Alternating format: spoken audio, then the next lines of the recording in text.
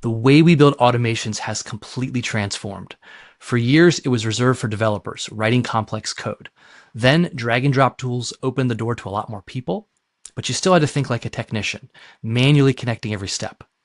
But with agentic AI, the game has changed again just over the past few months. You can now describe the outcome you want, and AI will build the system for you. What used to take expert teams, you can now start building yourself. And in this video, I'm going to show you exactly what that looks like by building one live. This unlocks a new superpower. The most valuable skill is no longer doing the work, it's designing the system to do the work for you. You're no longer the builder, you're the architect.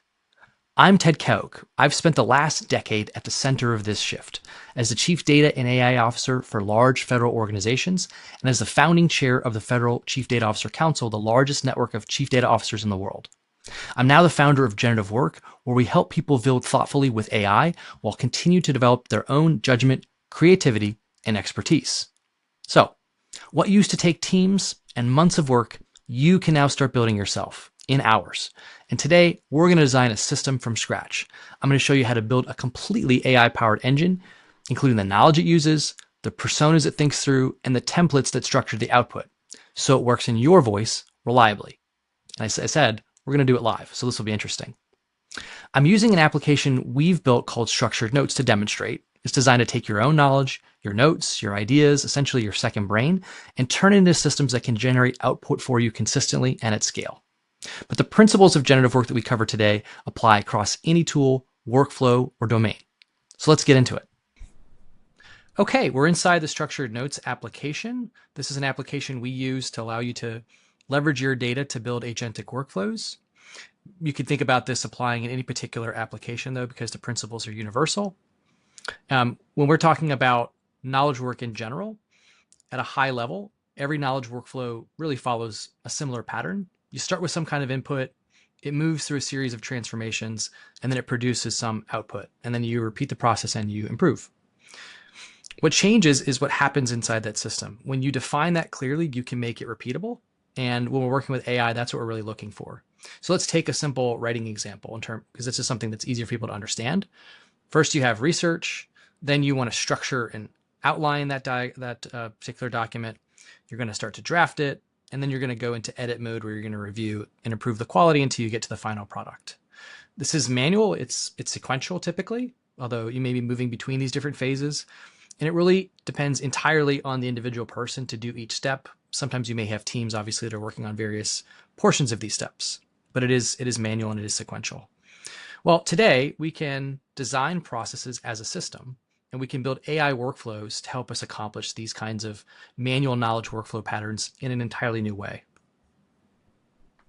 So when I'm working with the agent, I typically like to use diagrams to help map out what the process is going to look like. So first, we're going to start with a general process.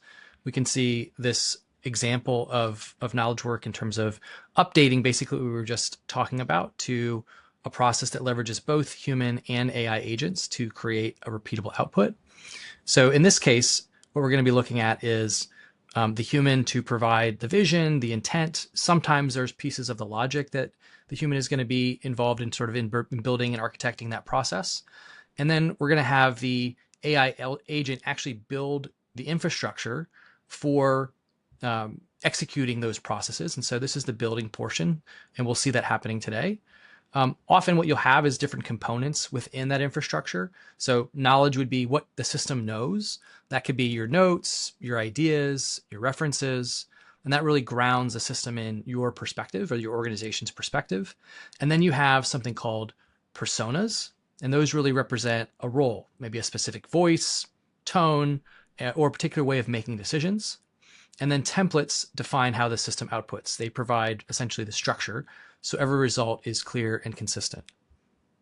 And so what you want to do is you want to design these systems once and produce the output repeatedly. Once you're working with the system, you're actually going to review and tune that infrastructure. So you might look at the personas or the templates or the knowledge library to ensure that it is accurate and that it's going to produce the right outcome. And then when you move into the execution phase, then you've actually moved to a place where the human is providing maybe the initial topical input or content. and then the system is going to process it via that infrastructure we talked about. And then you're going to get a reliable output, which then you can review. And there's going to be this iterative feedback loop where the human reviews and tunes the infrastructure to improve the system as opposed to just improving the individual artifact. And so that's really kind of the way in which the game is going to change. Is we're going to be architecting the systems, and then we're going to see how those systems are performing over time. So let's go ahead and try to build a system ourselves.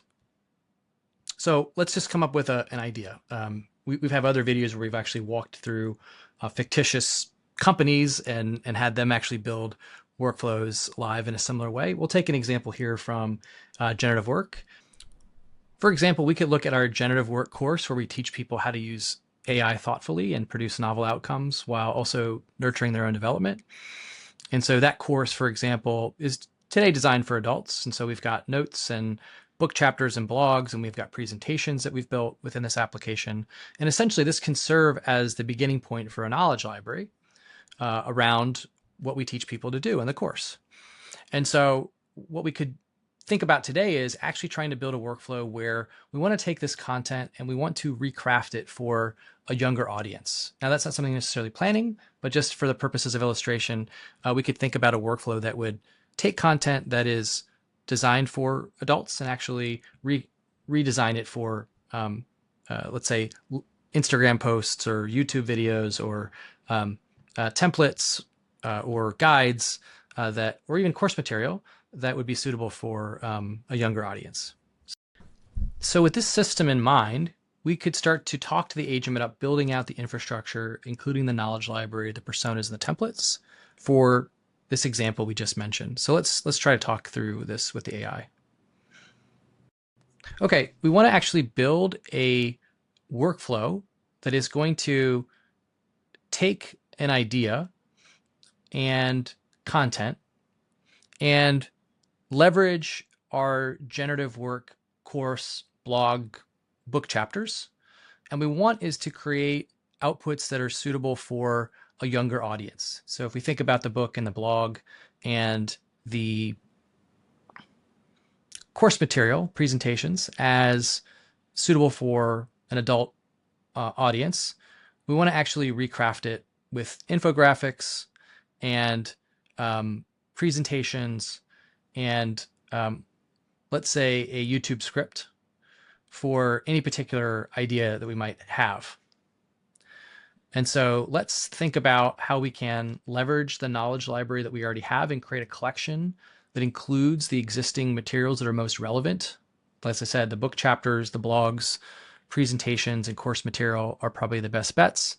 And then let's build out the personas and templates that we would need to build this workflow.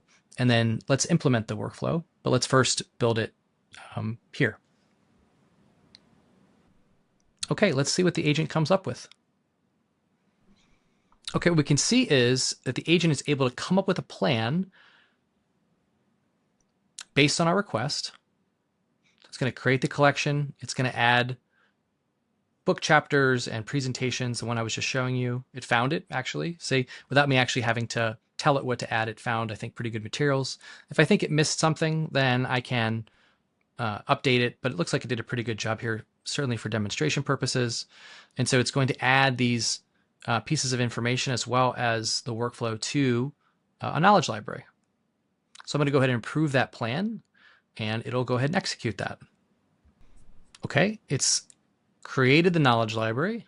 We can see what it did here. It took a number of our blogs and book chapters and the presentation. It found them and it added them to this collection, which is going to serve as the knowledge library. Okay, now that it has the knowledge library, it's going to go ahead and create the personas, the templates, and a place where the output is going to be stored. So we can approve that part of the plan here. Okay, so it's created the workflow successfully, and it's given us a summary of the system. I'm actually going to ask it, give us a diagram that shows us how this workflow is going to operate. It's given a spaced summary of how this is going to work and where we can find the content. And then it's given us guidance on how we might test the system. Okay, let's look at the workflow and what it created. There's going to be a new note. There's going to be a set of personas that are going to leverage that information to create the content, the YouTube script, and the infographic. And then we're also going to see the final infographic, the final YouTube script, and then the youth presentation.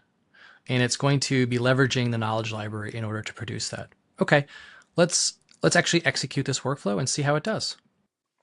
Okay, well, let's go ahead and try to create a note and kick off this workflow that we've just created. So I'm thinking about creating some new content. We have our generative work course and the generative work principles. And we have presentations and blogs really that are designed for adults. What we really want to do is to break this down at a level that would be suitable for children, let's say of ages 8 to 10. And so I want to kick off the workflow and have you create that content. Let's focus on the 3 principles. So we'll go ahead and save and run the workflow. The workflow has been triggered. We can view its progress.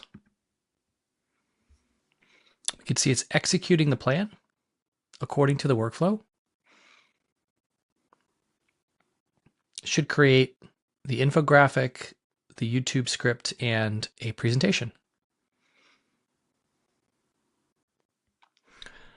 Okay, so it completed the plan, and let's see what it came up with. So here's the collection it created as part of the plan. It created the knowledge library, and then it created infographics, presentations, and a YouTube script. Let's see what it came up with. Here's the infographic. Oh, I love this. Okay, so it's taking some of our concepts of being deliberate with your intent, learning to guide AI, and then aiming to innovate, and putting it into terms that younger children would understand. I love this. Pretty interesting. Okay, great, love that.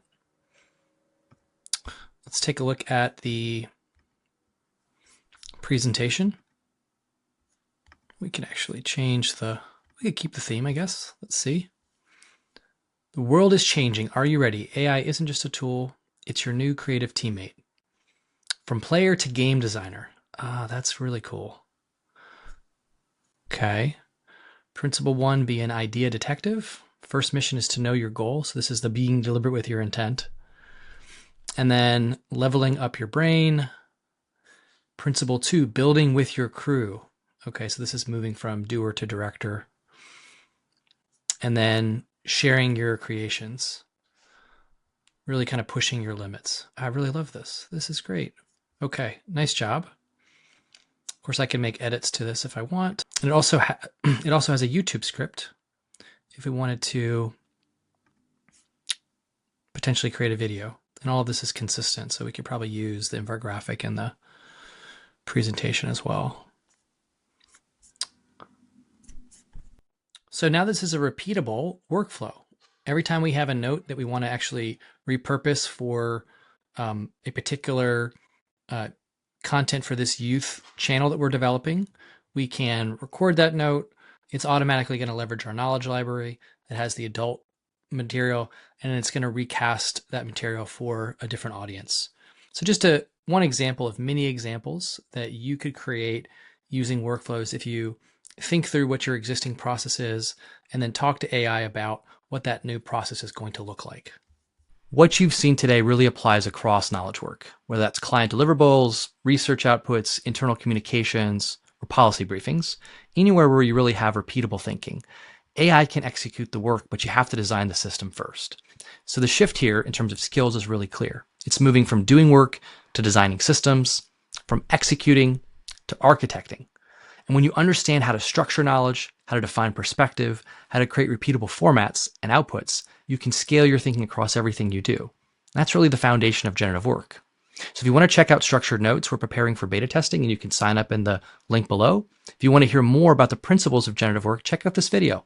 Let's keep building.